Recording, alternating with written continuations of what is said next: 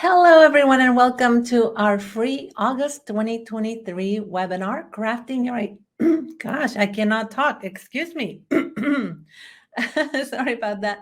Crafting Your Ideal Client Profile from Confusion to Clarity. I'm so glad that you're joining me today. I'm very excited to bring this topic to you and continue what seems like a long conversation we've had for the past 2 or 3 months talking about marketing topics because summer's a good time to stop and think about our marketing and make some changes before we get busy with bookkeeping and taxes around tax time. And then towards the end of the year, at least here in the US, we do that. And then at the beginning of the year, we get busy again. So this is a good time to take action. As you're joining me today, let me know in the chat where you're joining me from. I would love to hear where you're joining from. I am very excited because, first of all, where am I joining from? I am in Stafford, Texas. Our brick and mortar office is in Stafford, Texas, right outside of Houston. And we have not had rain since I think May, and we just had a lot of rain. So I was so excited because I just looked outside and I thought, oh my gosh, what is that? I forgot what rain looks like because it's been very, very hot and dry here, which normally is hot and humid. So we're at least thankful for the dry heat, but we have not had any rain. So I guess now we'll have humidity coming back.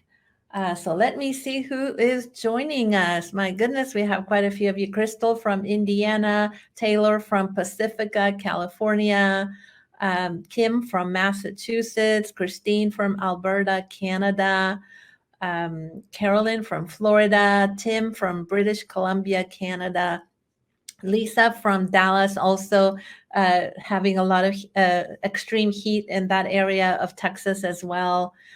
Carolyn says very hot and humid. David from Rochester, New York. Christy from Denver, Colorado. And Marcia from Florida. So welcome, everyone. I'm so glad that you're joining me today. As I said, I'm super excited to talk to you guys about more marketing topics, and in particular, this particular topic, because I think sometimes we hear a lot about your client avatar and you got to have all these things, but like, why do we need these things? What do they mean even? And why is it important? I see Laura joining us from Jacksonville, Florida, Tammy from Greenfield, Indiana, Tatiana from Anchorage, Alaska. Oh, I hope the weather is nice in Anchorage today. It's been, actually today I had a Facebook memory show up from when I was in Alaska on a cruise, and it was 13 years ago. So I loved my trip to Alaska and would love to go back sometime. All right, so as you're joining me, I'll go ahead and get started, and let me move this window out of the way so I can see. Actually, let me see. Hold on one second. I always think I'm going to get everything ready and then I'm not ready. All right. Very good. There we go. Okay. Let's get started. So if you don't know who I am or don't know me very well, my name is Veronica Wasek. I'm the founder of the 5MB Academy for virtual bookkeepers, where I empower you to become a confident bookkeeper. I'm the CEO and founder of Mavency, formerly VM Wasek, where we provide bookkeeping and consulting to Shopify sellers. I'm also the founder of the 5-Minute Bookkeeping YouTube channel and blog, as well as the Facebook group called 5-Minute Bookkeeping Community. I am a top 10 as well as a top 100 QuickBooks Pro advisor, CPA in the state of Texas, and advanced certified in QuickBooks Online. I live in Sugar Land, Texas, which is right next to Stafford, Texas, where I said that my office is located. And you can find me on Instagram at 5-Minute Bookkeeping and at Veronica Wasek. In case you don't know, and I always love, this is one of my favorite topics. My husband and I own this beautiful 90-acre farm in Hallettsville, Texas, which is right between Houston, San Antonio, and Austin. So we're in South Central Texas, and we spend most of our weekends there working away at the farm. It's a beautiful place. We've had it for about 2 years now. So this is one of the dreams that my husband had, that we were able to have it come to fruition with God's help, as a result of me having this business. And so I'm very thankful for that. All right.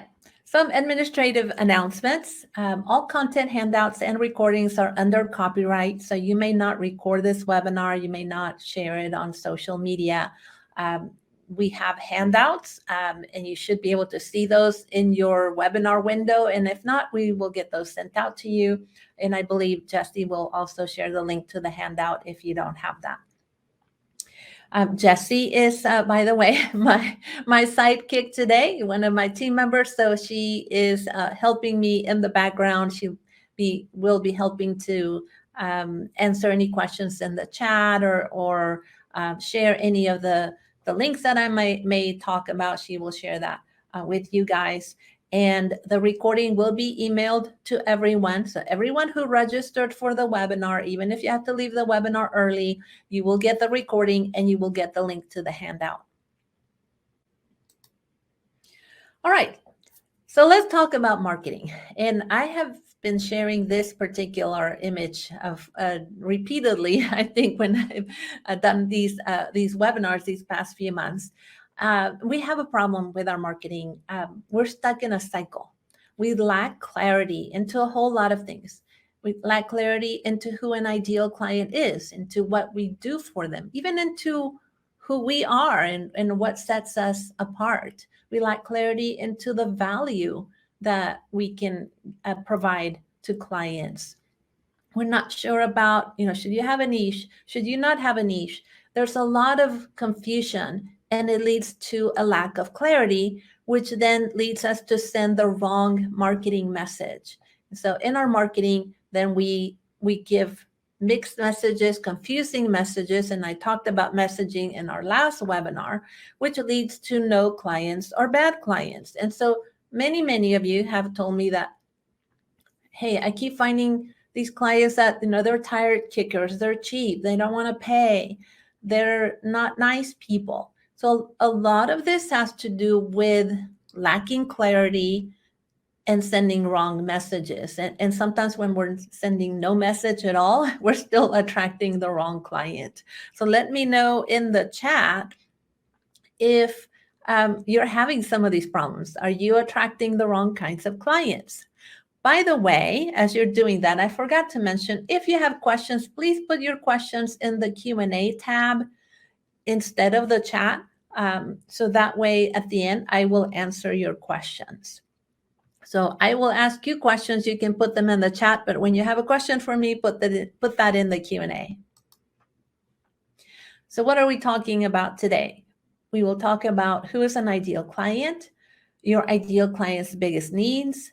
We'll go over some real life examples of what does it look like for a business to attract a certain kind of client or a certain kind of customer. I'll share some resources with you. I'm going to be providing you live feedback, so get ready for when that time comes. If you would like me to give you feedback on your website, your Facebook page, your social media, I will give you an opportunity to share those links with me, and I will give you that feedback live later, and it will be positive feedback. Okay, so let's start. Let me look at the chat here. Carolyn says she has a mixed bag of good and not so good clients. And a lot of us have that we have some really great clients, and then some that we're just thinking, oh gosh, like, how did I ever get this person? Or I thought they sounded so nice during the discovery call, and then all of a sudden they're crazy. So yeah, we have to be clear on who is an ideal client. So we need to define who an ideal client is, because many of us keep hearing that, and even I will say it in my Facebook group, well, they're not an ideal client. Well, actually, who is an ideal client? Kim says that for her it's twofold, what they do and how they behave. Yeah, absolutely. And Crystal says that she just signed a new client. He's a dream to work for so far. That's wonderful. All right, so who is an ideal client? First of all, you need to understand that you cannot work with every client. So every client is not an ideal client. You cannot work with every client. And if you market to everyone, you will market to no one. So this is one of the first key takeaways that you need to understand. If you market to everyone, you're really marketing to no one. So who is an ideal client? And more importantly, who do you want to work with? Generally speaking, they value what you do. They respect you and treat you as a peer. Notice, not as an employee, not as someone who's trying to control what you do. They're treating you as a peer, as a valued member of their team or a valued member of the people that they hire to take care of business tasks. They pay in advance. They are responsive. They are collaborative. You like working with them, and they're tech savvy. So that would be the start, at least in my opinion, of who is an ideal client. In identifying who your ideal client is, you need to think about their personality. What kind of personality do you like? Maybe you like a certain type of person more than someone else. So start thinking about what type of personality do you like? What are the characteristics of this ideal client? Are they male, female? Where do they live? What hobbies do they have? Even what interests do they have? Perhaps they love cats and you're a cat person. And even little things like that. I mean, granted, we're not going to turn people away because they're dog people, but it's good to make a list of all of the things that you feel more aligned with. Location is another. Where are they located? Are they in your city, your state? Are they in the US? Are they in another part of the world? We have a lot of people joining us from Canada. Are they Canadians? Think about where they are located. And an interesting thing about location, when I started my bookkeeping business, I thought, hey, if I can just work with people in the Sugar Land, Texas area. And Sugar Land, Texas is a suburb of Houston. And my husband challenged me, hey, why not Houston? And I said, okay, Houston. And then he said, well, why not Texas? I thought, okay, Texas. And then he said, why not the US? And I'm thinking, okay, well, with all the apps that we have, we can work with clients throughout the US. And then he then challenged me to then say, why not the world? Why couldn't we work with clients all over the world? And actually, we choose to work with US-based clients. But again, it's a matter of what is your intention, and sometimes you have to think bigger in order to go after those types of clients. What accounting software are they using? What apps are they using? We specialize in working with QuickBooks Online and A2X, which is a connector app between Shopify, Amazon, and QuickBooks. So our clients use only those apps. We don't work with clients who use Xero or who use WebGility or Cinder or some other apps. So you need to start making a list of who those ideal clients are. What are their revenues? Many of you are probably working with clients who are too small and who can't afford your services. And so you need to set an intention of, I'm going to start working with clients who make or gross a minimum of X dollars or X amount in revenues. For us at Mavency, we're generally working with clients who have at least $300,000 in annual revenues. What stage of their business are they at? Are they a startup? Are they growing? Are they trying to exit their business? Think about what aligns best. Who do you think you work best with, or who would you like to work more with? I would say that clients who are growing are generally really good clients because they have a lot of problems that they need to solve. But there's a lot of chaos when they're growing, and so you have to be willing to be in the middle of that chaos.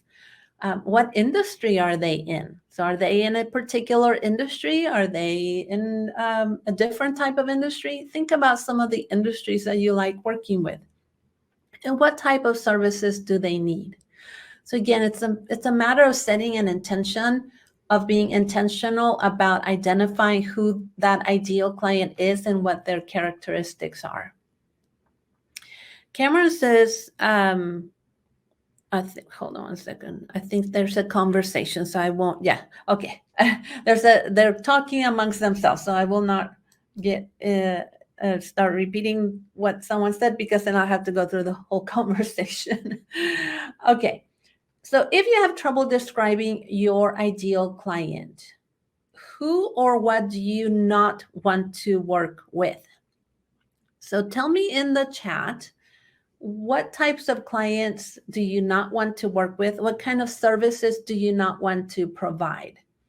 So just to start that conversation while you're letting me know in the chat, it may be their location. Where are they located? So as I said, even though we did work with some clients around the world and some in Canada, we found that, it's more difficult for us to work with clients in Canada just because they have a different version of QuickBooks.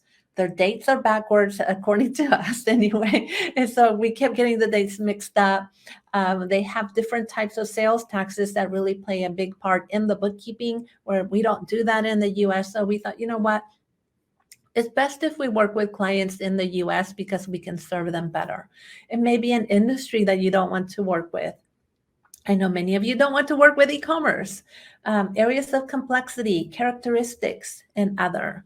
Oh, I see lots of you chiming in. So let me see. Manufacturing, says Jennifer.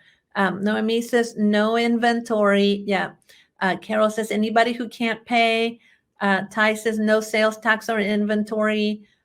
Carolyn says non-responsive clients, and they're awful. I know. Crystal says nonprofit or e-commerce. Those are very specialized industries. Lisa says she only works with QBO, so she doesn't want any clients who use any other software. And that's great, because I also made that decision very, very early on. They would have to be QBO clients. Carol says no more desktops. I'm not working with any QuickBooks desktop clients anymore. Ty says no nonprofits, no restaurants, and Carolyn says remote clients only. So she's not going to their office anymore. And that's another decision you need to make of, I am only working with clients virtually. And so even if you don't have a long list, start with the things that, hey, I do not work with this type of client. Sarah says inventory based. Carol again, nonprofits. Anitra says construction and child care centers. Jennifer, no more desktop. Noemi, I see you have a question. Can you put that in the Q&A for us? Or Jesse, can you change that to a question from Noemi Gonzalez? Irina says QBO only. Adrian says no restaurants.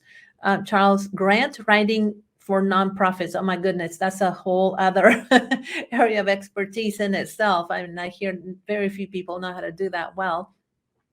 Kim says those who don't respond to communication until it is a crisis. Absolutely, and it is a crisis for you, isn't it? Or for us. That's how it always goes with that sort of client. Mary says no price sensitive clients. Carol says better if they don't need outside apps, although, yeah, many of them are using apps. Another vote for a restaurant. No restaurants from Carolyn. Cameron says, I do not enjoy working with Square or other apps. Taking cash messes everything up. Yes, so cash transactions, because it's very hard to account for cash. Kim says, send her all your nonprofits. So Kim knows who her ideal client is. It's a nonprofit. But even in the nonprofit world, there are very different kinds of nonprofits. It could be small nonprofits with no money, or there are nonprofits with deep pockets. many, many years ago when I worked with nonprofits as clients, I went after the nonprofits with deep pockets. And there are many of those that, I mean, they set a budget and they spend all the money. Okay. Laura says no nonprofits. Looks like Jennifer can't hear anything. So Jessie, if you might be able to help her or someone help her with that. Let's see. Automotive clients, says Jennifer. And yeah, lots of people say nonprofits. Yeah, nonprofits, as I said, it's a very unique industry, and at least in my opinion, I think working with nonprofit boards or with executive directors takes a lot. It takes a certain personality. Because they're a very unique type of business, and in many cases, nonprofits just don't get in a hurry to do anything. Kanji says that they only want to work with service industries. And Carol says she could not tolerate wasteful spending in nonprofits. And Adrienne says no law firms with IOLTA accounts. Yeah, so I think it's really important to even know who you don't want to work with if you're not 100% clear on who is an ideal client. All right. So I think we already went through who do you not want to work with. And so in addition to, as you all chimed in, you told me the industry, which is good. I want you to also think about characteristics of the types of clients that you don't want to work with. So we know procrastinators are not a good type of client. And so let me kind of park there with procrastinators. Tell me in the chat, how would you know if a prospective client would be a procrastinator? Because sometimes I see people kind of feel like they're going to rescue this person, but you're not saying that they're a procrastinator. And so they're probably not going to be a good client. So let me know in the chat, how do you know if a potential client is a procrastinator? And hopefully you'll I'm testing you now, see if you have the right answer. So Tatiana says they go back and forth and not listening. Crystal says you have to chase them down for a meeting. They don't show up for the meeting. They're late. They're indecisive. You have to keep requesting and following up. Big plans, no action. I agree. And you can definitely get that in a sales call or a discovery call. You will hear those things. Jennifer says she needs help in identifying procrastinators. So we'll talk about that in a moment. Irina says you have to ask more than, so asking for things over and over. Okay, but these are, once they're a client, okay, how do you know when they're a procrastinator before they're a client? So I will, yeah, and Barry says they waffle during discovery call. Okay, so in order to avoid taking some of these clients that are the wrong type of client, then you have to learn to identify them during the discovery process, not after they're a client. Now, I will say that how did I learn that they were not a good client? It's because I took them as a client and then I figured out that they were not a good client. So learn from my mistakes. So the number one sign that a prospective client is a procrastinator is that they haven't filed a tax return for so many years. So the ones that are going to come to you and say, I haven't filed a tax return in 5 years and I didn't do any bookkeeping. And now you know that they are not just a procrastinator, they are an ultimate procrastinator. And so many of us jump into rescue mode. I'm going to rescue that person. They need my help. But there's a reason why they got themselves there to begin with. Okay, so beware. So if you're going to take a client like that, beware that it just is not going to go well. It will not go well. We worked with a client.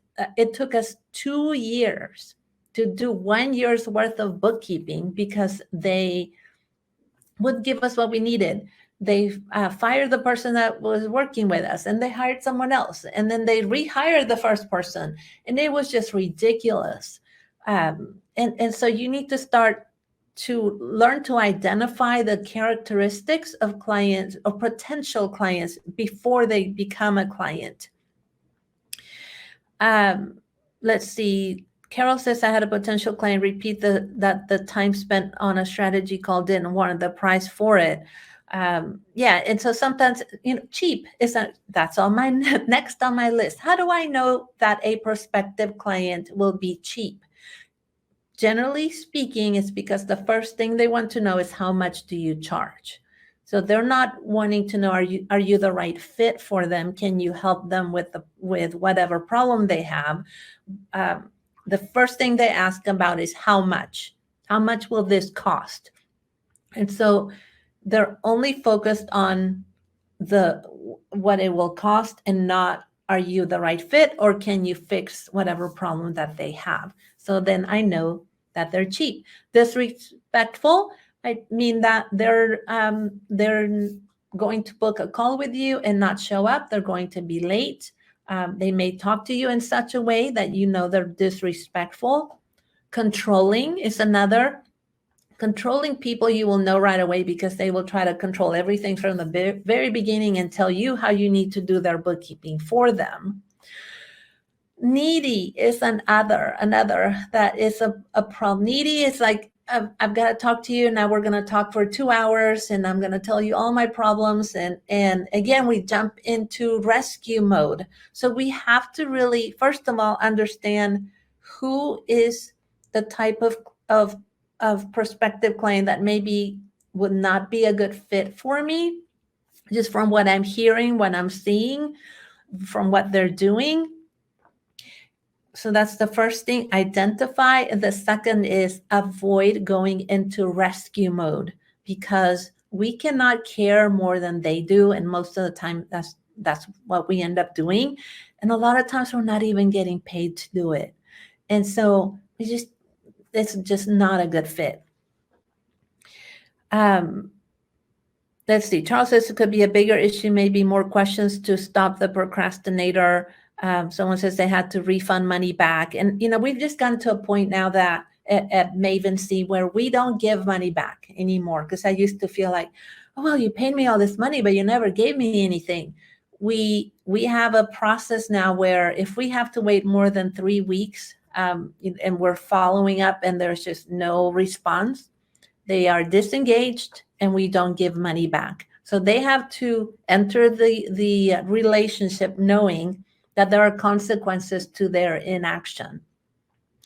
Another thing is, why are we don't give money back, is because we're getting paid in advance. So we're taking money up front from clients to know that they're committed to the process, and then we don't give money back if they ghost us. And let's see, next. Okay, so which words or phrases describe your ideal client? So now we're going to look at not who we don't want to work with, but now who do we want to work with? So give me some words or phrases that describe your ideal client, and share that with me in the chat. And Carol says she is out of lifesavers and glad she never started with them.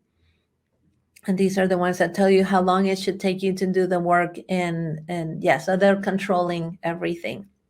Okay, so now we're going to use the positive words to describe the ideal clients that we would like.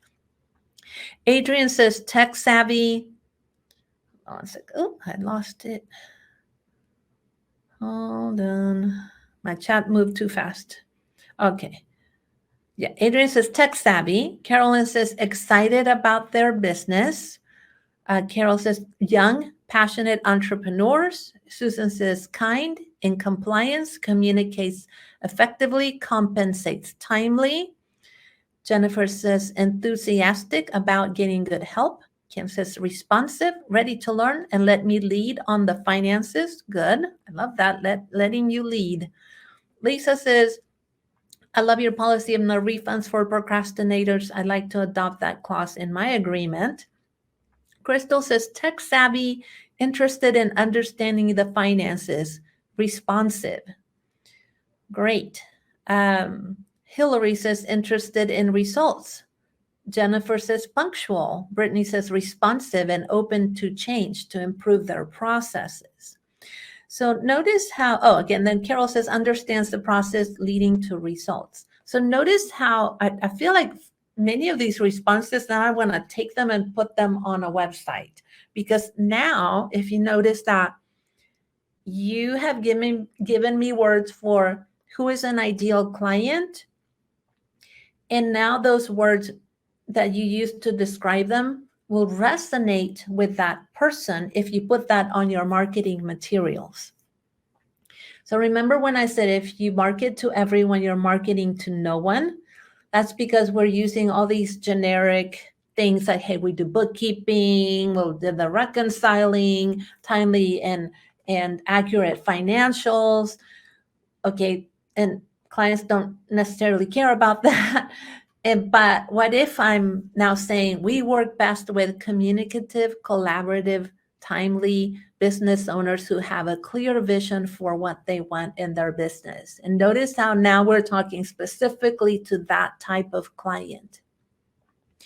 Or Sarah, I mean, she could put on her website or material or marketing materials, we work with down to earth and honest clients, or we are down to earth and honest bookkeepers. So notice now how if you start to use those words to describe that ideal client, now you're more clear on who they are, but you can then take those and use them in your own marketing materials to start talking directly to that type of client, so that then your marketing attracts that type of client. And let's see, Lisa says open and honest and willing to be helped. Carol says open to be taught, open to be trained. Carol says talk over the problem with you to find answers together. I like that. Problem solvers and collaborators. And I think we all would agree that we would all love to work with clients like this. Adrian says a client who sees her as a partner.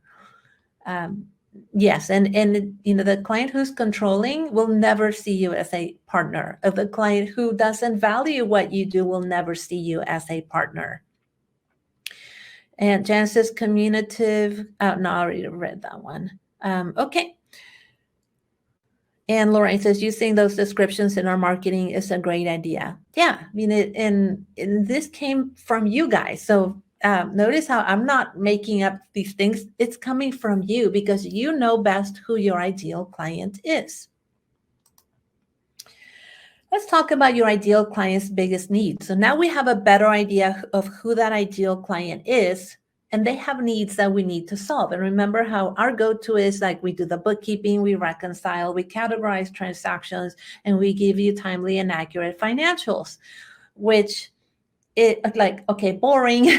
And maybe that's not what they're staying up late at night worried about. Okay, they have specific problems. So what are those kinds, the problems that they have? And what are the biggest needs that they have when it comes to the financial side of their business? They have problems that they cannot solve on their own. And then they have problems that others cannot solve for them. So two kinds of problems. They cannot solve these problems on their own, and then they can't find other people to solve those problems for them. So what are some of the common problems that they cannot solve on their own? Well, I've heard many of these over the years that I have been in business, and the hundreds and might be thousands of people I've talked to now about their books. Starting from the top left. I need help setting up QuickBooks Online for my business in my specific industry. Then I'm going to the right. I need help with my chart of accounts. I want to use QuickBooks Online effectively. I want to get more out of QuickBooks Online. Next row, I want to connect a QBO to an app, or I connected an app to QBO and messed up my books. And most of the time it's going to be that one. I connected the app to my books and it messed up my books. I don't know how to work with PayPal or Stripe or Square or fill in the blank. Cash, okay? we have clients who have these needs, and they're coming across these things all the time. Next row, I don't understand my financial reports. I won't let someone else do the books until I understand them. I hear that a lot. My books are messed up. And fill in the blank for what it is. Undeposited funds, uncategorized income, unapplied cash payment income. And so these are the things that they're seeing in their day-to-day when they go into their books, and they can't solve these problems on their own. What about common problems others cannot solve for them? Again, I've heard this hundreds of times. My CPA doesn't know how to use QuickBooks Online. My bookkeeper won't use QuickBooks Online. My accountant does not know how to use QuickBooks Online for my industry. We hear that all the time for e-commerce. My CPA doesn't have time for me and won't return my calls. This is a huge one because I hear this all the time. The CPA does not have time for them, and they don't ever get a call back. So what if you may not be the CPA, but you might be the bookkeeper who responds to them within 24 hours, and that's a guarantee that you give your clients. That's what we do. We have a guarantee that we will respond to our clients within 24 business hours. So Monday through Friday, we will respond to them. And notice the contrast in a client working with a CPA who doesn't return their call, or the next one down, my bookkeeper disappeared. So then the bookkeeper ghosted them. And now you're the reliable bookkeeper or accountant that your client can count on. Big contrast. Let's see. I talked to my CPA and I don't understand what they say. I've heard this a lot of the CPA says things, but the client does not understand. So what if you offer to talk to the client, or rather to talk to your client's CPA for them or with them, or to give them the right words to use with their CPA? And that's a game changer for them, because now they don't have to worry about that. Or my accountant charges too much because they don't understand what value they're receiving, or sometimes they are paying too much and not getting anything in return. So again, problems that your ideal client cannot solve on their own, and then problems that others cannot solve for them. So what are their biggest problems? How can we find out what their biggest problems are? What are they likely to be searching for online?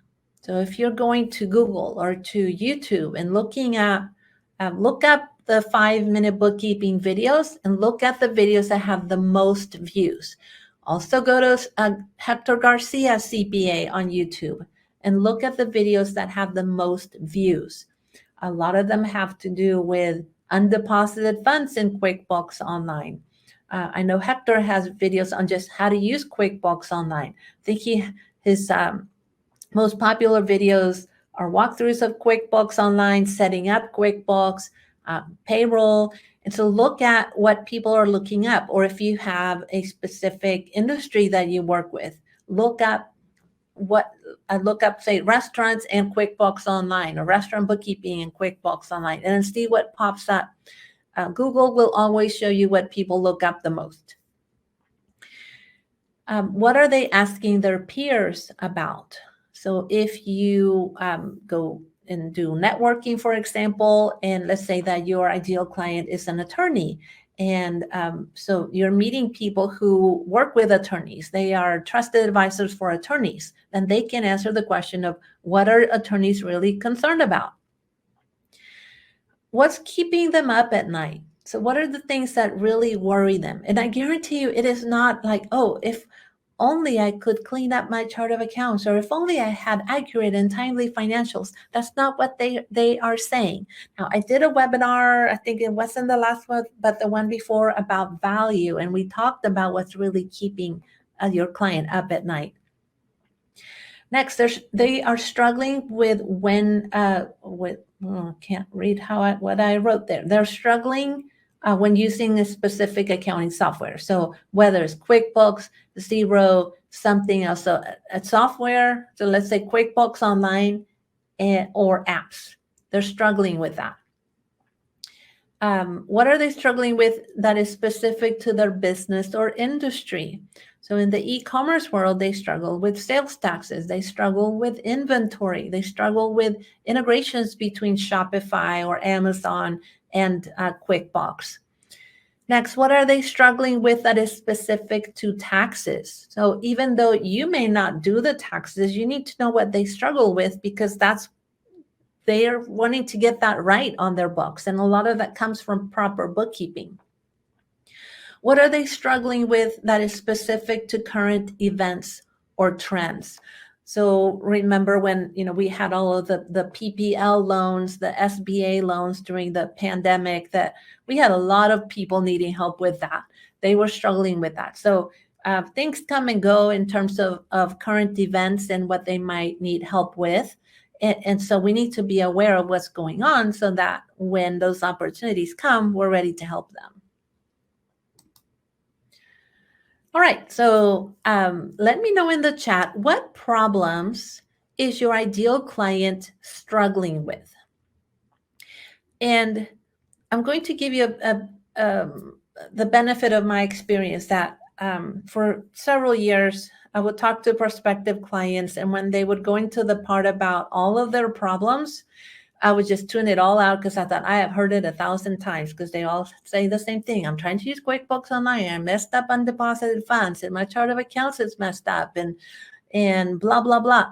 And I've heard it all, don't need to listen to it. And then I realized that was the valuable part, because that's what they struggle with the most. And so in my marketing and in how I talk to clients, now I need to let them know that, yes, I fixed all of these problems. I have experience with this. And so sometimes we're hearing it, but we're not realizing that that's actually what we need to be paying attention to. So Carolyn says, growing fast.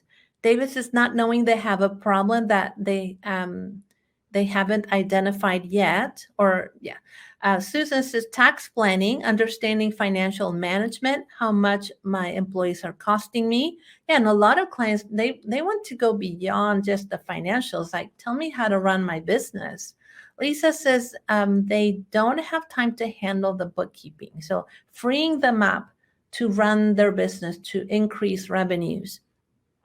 So then, Lisa, you can focus not so much that they don't have time, but what can they do with the time that they free up?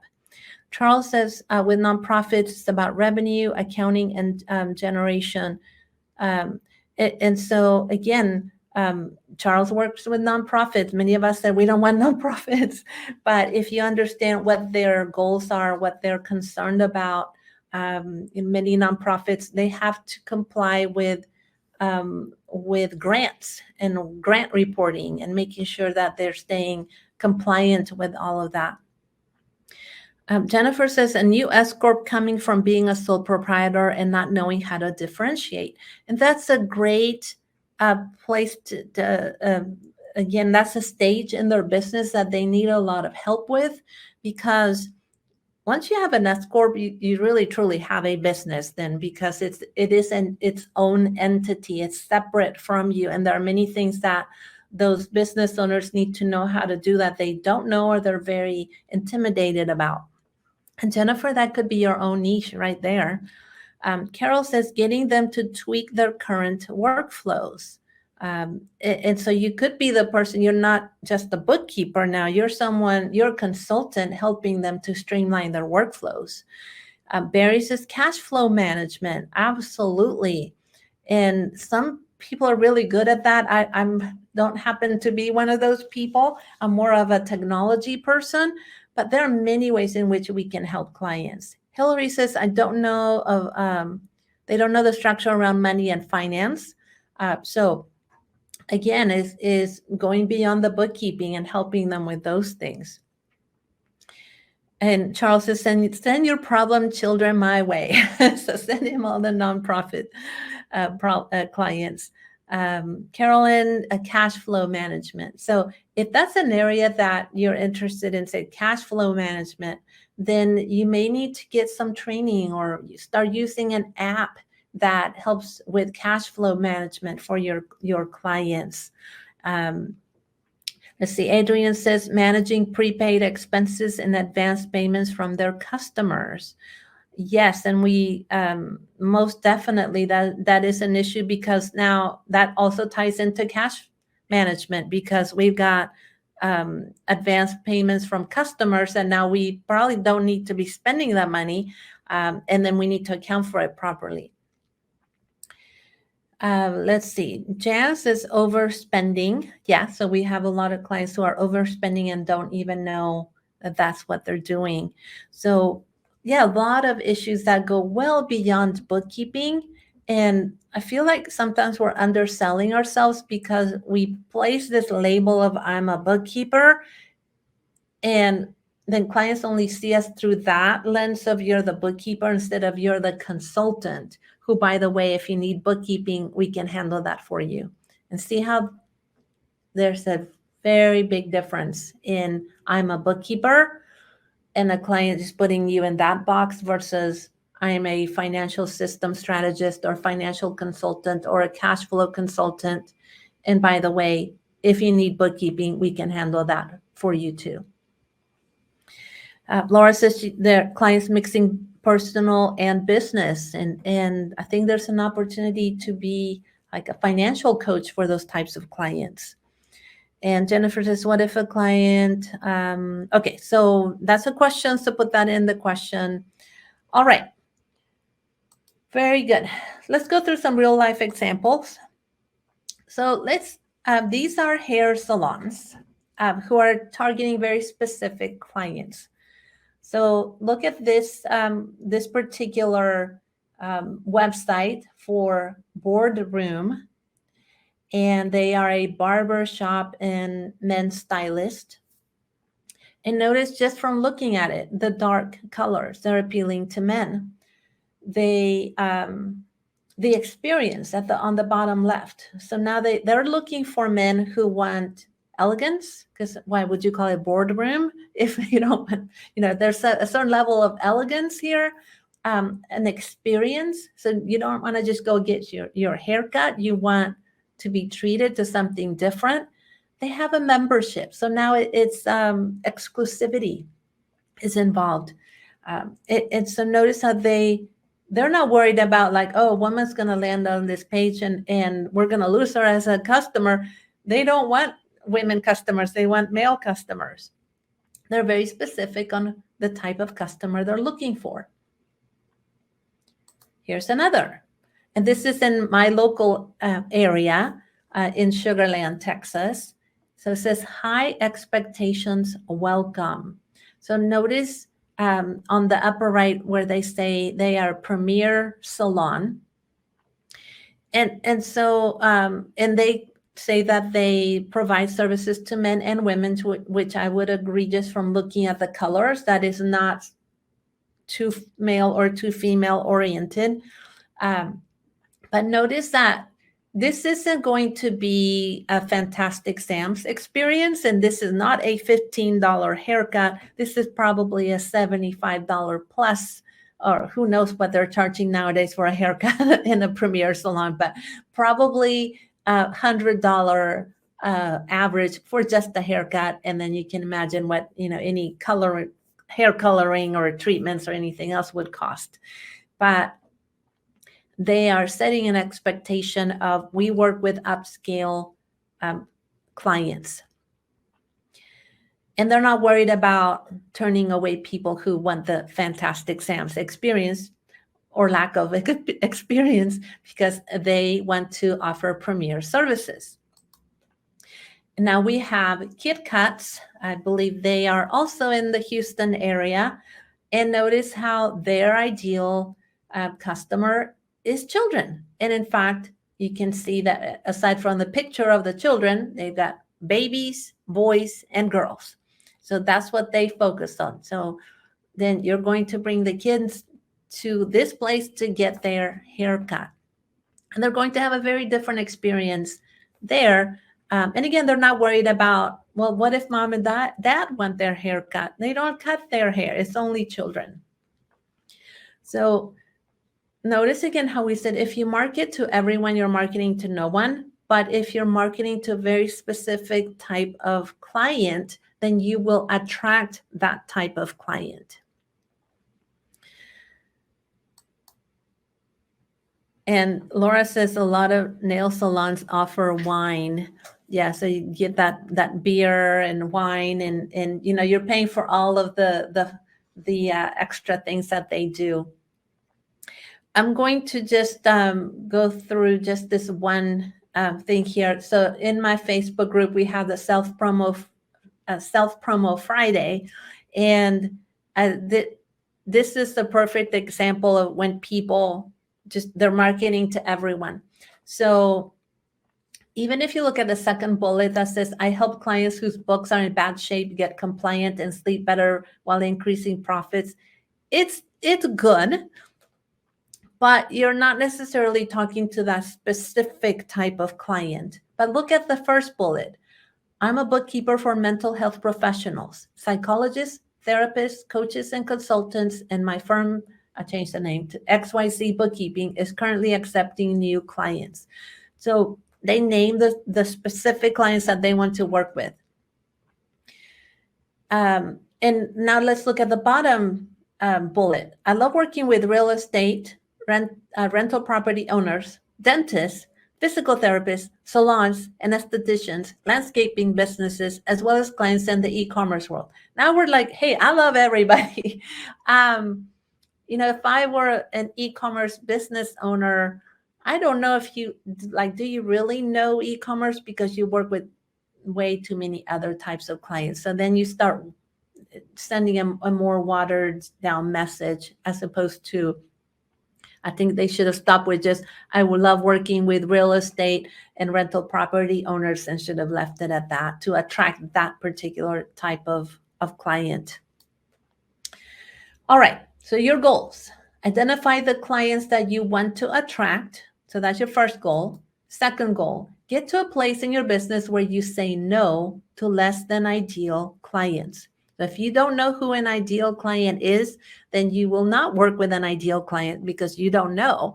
But if you know who an ideal client is, and then you get to a point where you start attracting those types of clients more and more, you will be able to get to a point where you will be able to say no to those less than ideal clients, because you'll have plenty of leads coming in of ideal clients. Okay, I'm sharing some resources with you. My YouTube channel, 5mbvideo.com. That'll take you to my YouTube channel, 5MB Academy, and I'll talk about that in just a second. And then to be notified about my latest content, webinars, and courses, you have a link there, and I believe Jessie is sharing all of those links with you. So I said I would talk a little bit about 5MB Academy, where I empower virtual bookkeepers to become confident bookkeepers, because I was tired of talking to prospective clients who would tell me that their former bookkeeper messed up their books. And I thought, I'm tired of this. Someone has to do something. And so I started my online academy to educate bookkeepers and to help you gain skills that make you confident, and that also help you to provide better services to your clients. One of the courses that you will find at 5MB Academy is my marketing course called Market Like an Extrovert. And in this course, I focus on a 3-step marketing system of clarifying your marketing message, amplifying that message, and then converting qualified leads. And in the course, I go step by step into all of these areas: your mindset, your brand, your value, your ideal client, which we talked a little bit about that today, identifying your niche, clarifying and expanding your message, and then your call to action so you can attract the right clients. I'd like to share with you a discount code so you can get a 10% discount on this course, Market Like an Extrovert. So you, the link is there for you, and Jessie will share that link with you as well. And you can go and find out everything that's included in the course, and then you can use the discount code 10 off, which does not expire. So if when you're watching this, or when now is not a good time to buy the course, you have the discount code that you can use. And by the way, that discount code is good for any other course on 5MB Academy as well. All right, I'm going to spend a few minutes giving you some live feedback on your, so if you want to share with me your website address, your Facebook page, or your personal Facebook profile, and I will give you some feedback. And while I'm doing that, I'm going to get my screen ready. So put that for me in the chat if you would like me to give you feedback. And in the meantime, I'm going to just answer a question. Let's see, Nance, no, let me go to the top. Naomi says, how do you know if your client can afford you? How do you determine if a client can afford $300 to $500 in bookkeeping services? That's a great question. So number one, we give clients, before they book a call with us, they can get a brochure that gives them some starting prices and some price ranges. So that's one. And the other is when I'm talking to them in the discovery call, I will generally say a client your size normally pays this much, or give them, let's say a client your size normally pays $300 to $500 a month for bookkeeping. And so if that's not something that they can afford, they will let you know during that call. But unless I know that they can afford our services, I don't continue the sales conversation. We go back to the chat. Okay, I'm going to go with Irina, rushsmiles.com. And I believe, yeah, you can see that. All right, accounting you can count on. Get started with free consultation. I would say for any website, when you're looking at what we call the above the fold, the image that is here, does this image elicit an emotion?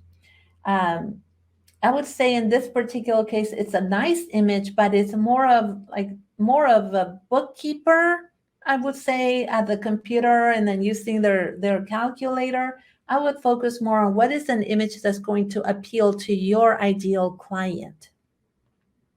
I do like that you have your call to action right away. Book a 30-minute call today. That should take them to a booking page.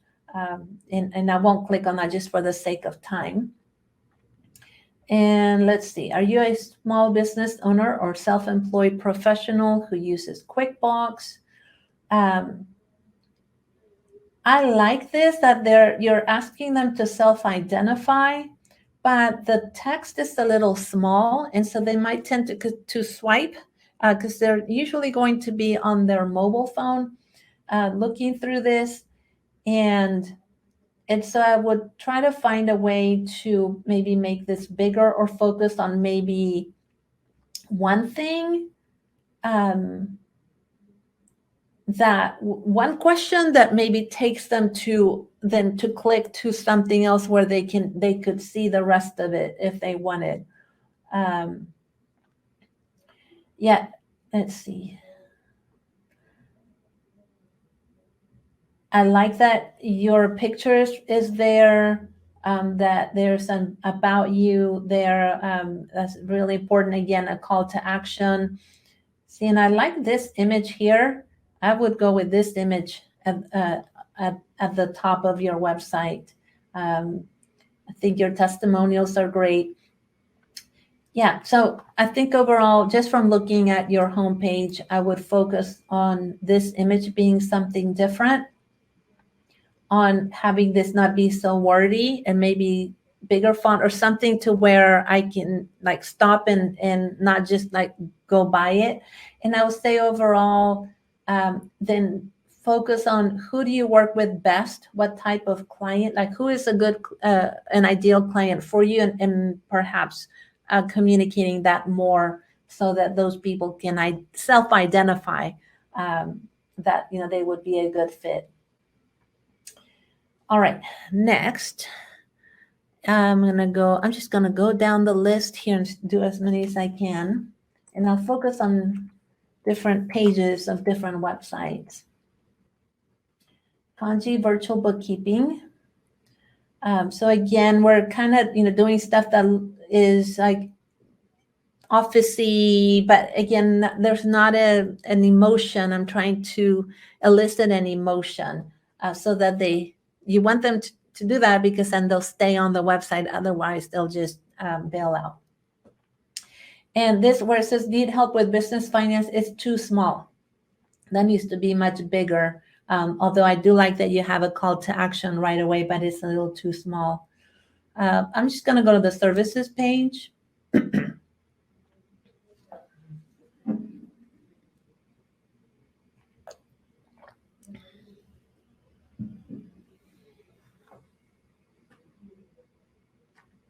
Okay, so I see you're listing all the different kinds of services. So I would focus more, I know we're listing services, but even bringing out some of the pain points that we talked about, the things, what are their biggest needs? And I would probably even lead with that and then list the services. Because it's like we're giving a recipe. I talked about this in one of my previous webinars, that we're giving the recipe for the taco, but we're not showing them the taco. Okay, and people love tacos. Okay, so we want them to love the taco and not necessarily tell them that there's ground beef and cheese and spices in the taco. But I do like that you have a call to action, and I feel like this page also, it needs a bit something more. I think then what do you want them to do in addition to just contacting you? All right, we have Lisa, the perfect bookkeeper. I'm curious about this one.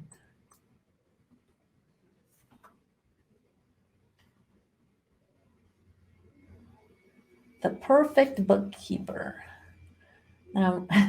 Sorry, it's a little bit slow because I'm on this webinar that's using a lot of my bandwidth here. Okay, so you have video. It's very effective to have video on your website so they can see what it's like to work with you. Okay, so unless you want people to call you, which you may, but nowadays it's better if they can book a discovery call or maybe request information before they go into the discovery call. Same comment as before about, so if we're going to be and I knew there was going to be a cat there. If we're going to go the whole perfect bookkeeper, then embrace the theme and not have something with a cat here. And maybe even someone at their computer with their kitty, right there, because people do that now. I think would be really good to have that here. Let me go into About Lisa. Oh, I love that picture. Yeah, and so I'm curious, why are you the perfect bookkeeper? And is there something in About Lisa that tells me about you and your love of cats? Or there's a reason why it's the perfect bookkeeper. So I think you need to really take that theme, which I think is a really good one, and just be more consistent throughout with the whole cat thing. To take it to that next level. But I do like the whole image. I just think you could do more with it. Let me go to Maria.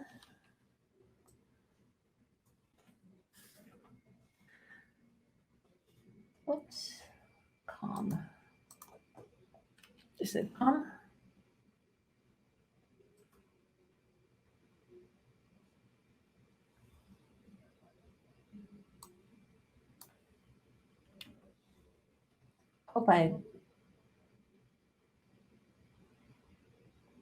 I hope that's the one that you meant, Lisa. If not, nope. Okay. I think Lisa, if you can check the link that you gave me, because it didn't pull it up. In the meantime, I'm going to go to Noemi. Copy.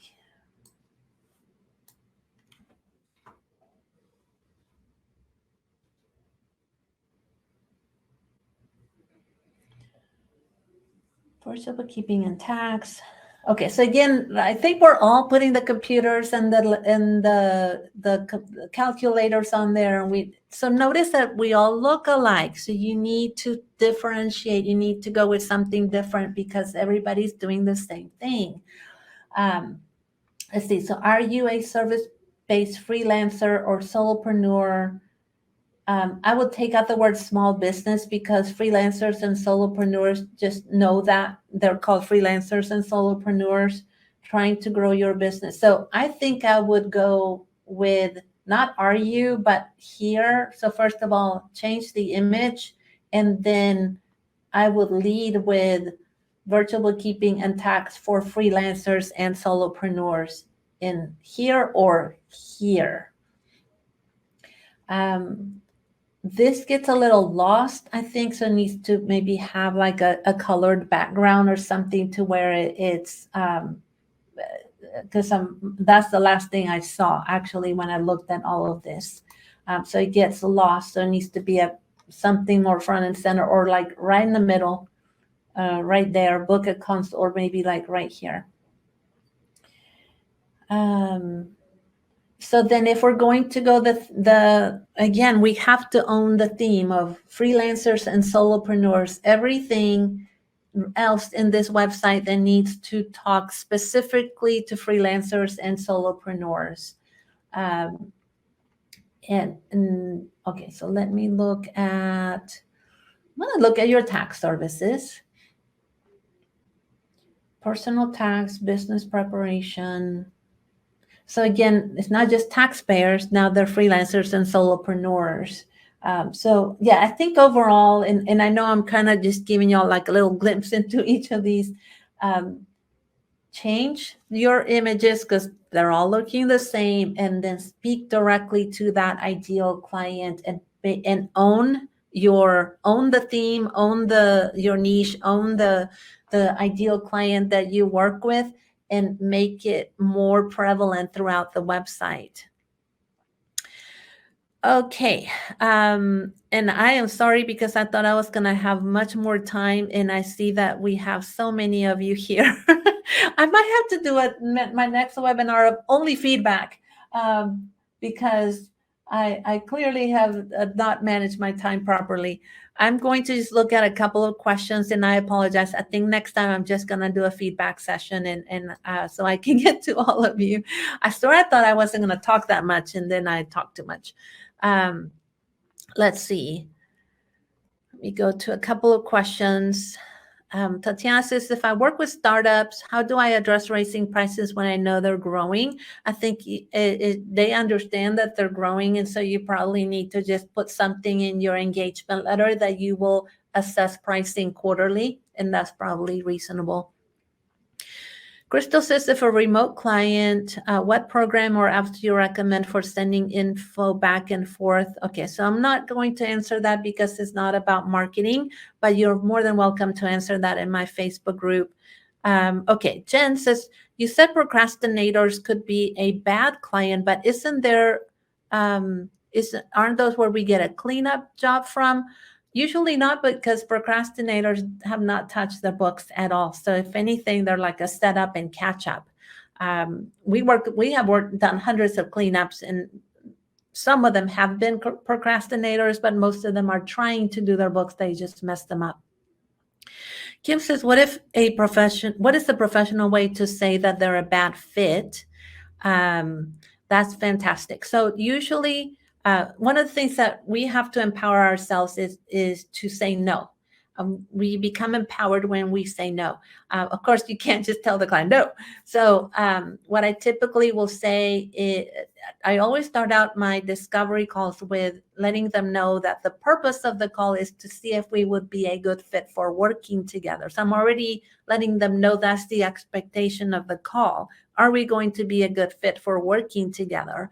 And so let's say that we talk, and I think that either I can help them with part of it, but not all of it. I will usually say, here's where I can bring value to you. And then I will tell them the things that I can help them with. Okay. So I can help you with these things, but I cannot help you with these other things. If they're a bad fit, then I will just say, I don't think that we would be a good fit for working together. Or I will say, this is not a project that I can take on. So we just have to be empowered to say those things with it. Take out the emotion, because again, we feel like we have to rescue everyone. And so when you just become empowered to say no, it's actually it feels really good. Jen says, I've heard some bookkeepers charge for booking initial calls. What is your opinion on that? Some people do. I know that Donna Reed, I saw that she's attending our webinar today, does a 15-minute discovery call. Then everything else beyond that is a paid discovery. I think it's just a matter of being confident in your ability to solve their problems so that they get value even out of that initial paid discovery. Cash flow apps, which ones do I recommend? I am not up on all of the cash flow apps. I think there was a Cash Flow Frog was one, but I honestly don't know which ones are the ones to keep up with now. Laura says, what should be on a website that will attract the lead to become a client? I think I talked about that already, some of the things that I said in terms of the feedback. Jennifer says, what if a client expects you to do everything for the business, but only in 8 to 12 hours per month?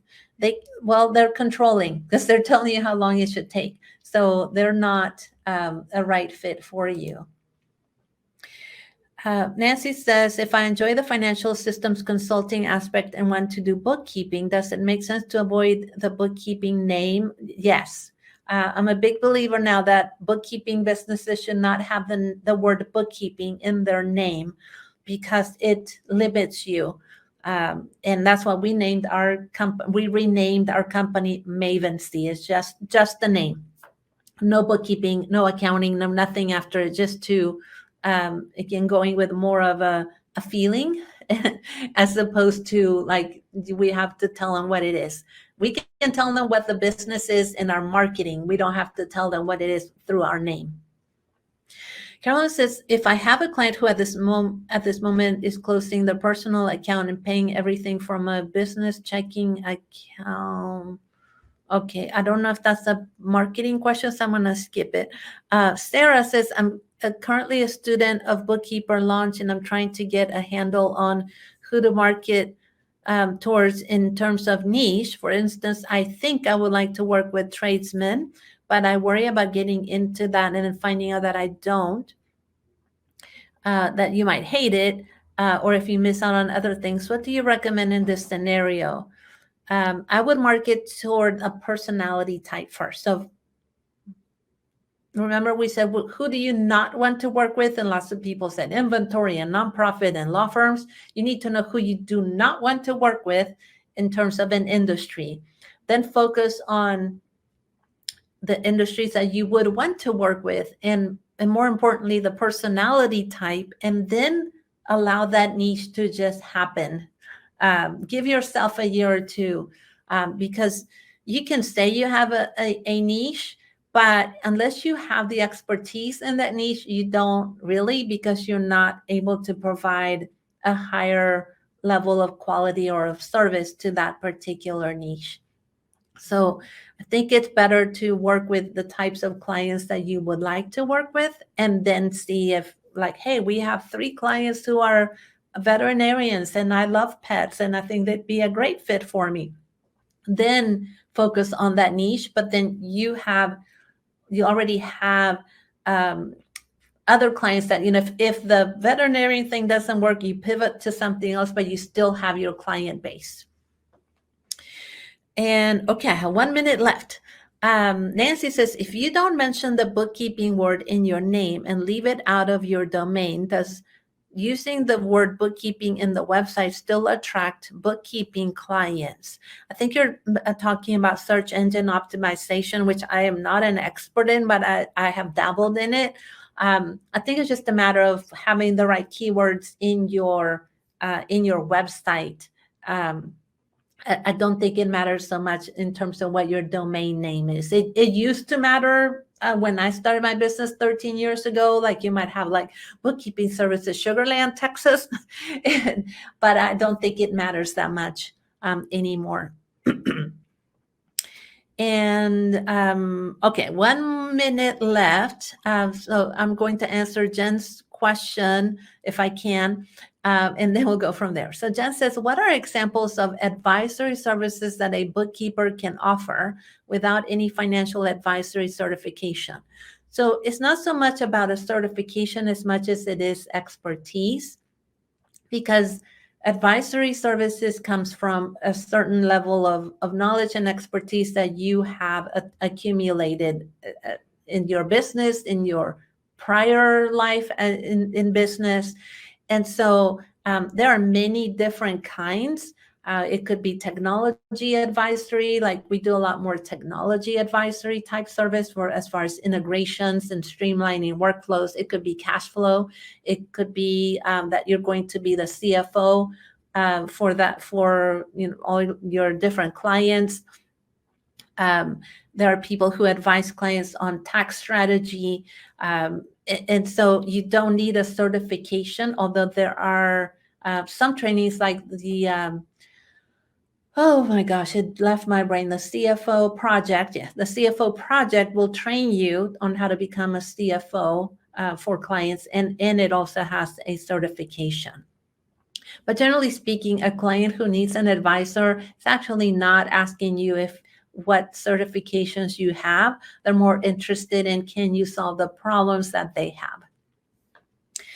Okay, well, thank you so much for joining us today. And I think next week, not next week, next month, I'm just going to do the feedback session so that I can give you guys feedback on your websites and spend more time doing it.